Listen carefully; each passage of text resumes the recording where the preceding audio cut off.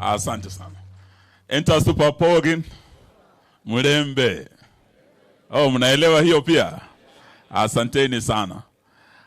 Sababu ya masaa tumefika kiwango cha principles, na vile mnajua azimio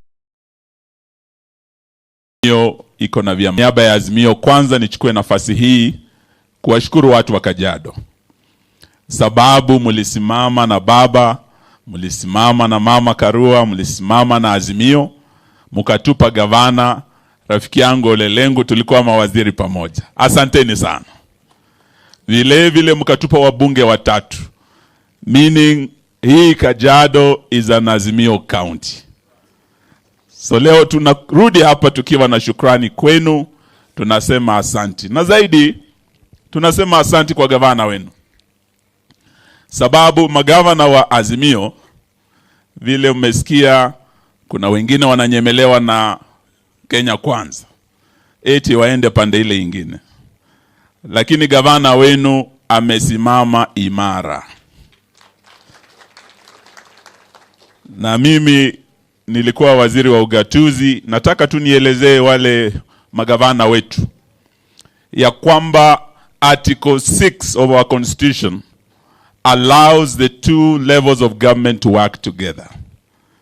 Mheshimiwa RUTO akija hapa na serikali kuu, gavana hata ukiwa wa upinzani, ni sheria inakupa hiyo ruhusa. It is not a favor from William RUTO. It is an imperative of the law of our constitution that the two levels of government work together. Sababu hakuna Wakenya wa county na Wakenya wa serikali kuu. Hizi serikali yote inafanyia sisi zote kazi. Tuko pamoja.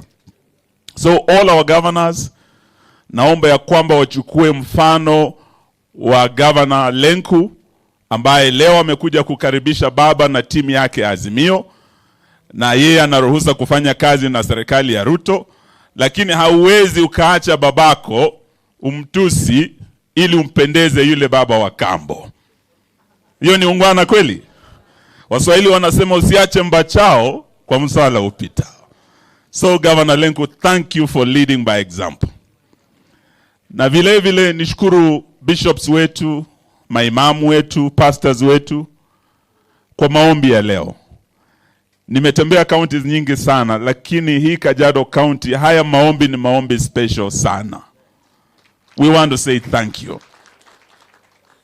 Na hii somo ya leo, Corinthians 7:14, imesema, if my people who are called by my name humble themselves and pray and seek my face and turn away from their wicked ways, I will hear them from heaven and I will heal their land.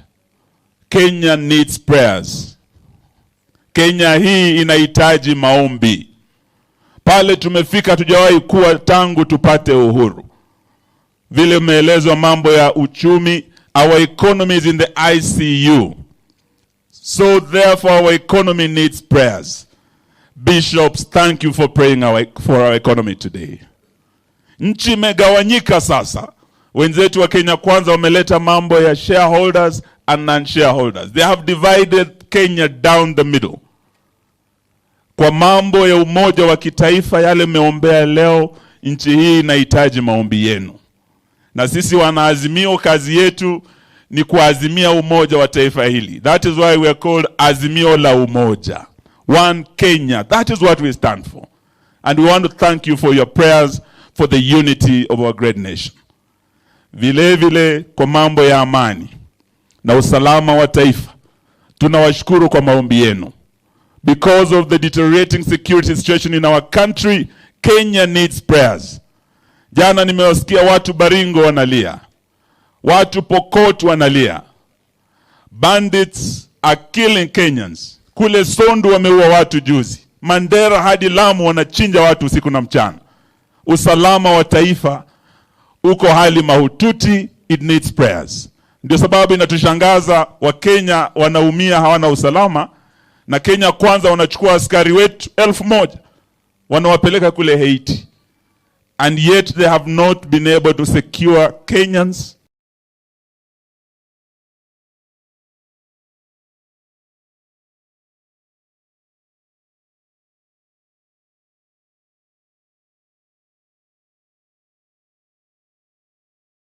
The Baba, I was just sharing with His Excellency Stephen Kalonzo Musyoka that kama tutatoka hapa Kajiado, twende na mutindo huu to the other 46 counties. Tuombe taifa letu. God is going to hear our prayers and He will come down from heaven and heal our land. Thank you, Kajiado. Nilete sasa Jeremiah Kioni wa Madhuburia kuja usalimia watu yako. Asante sana.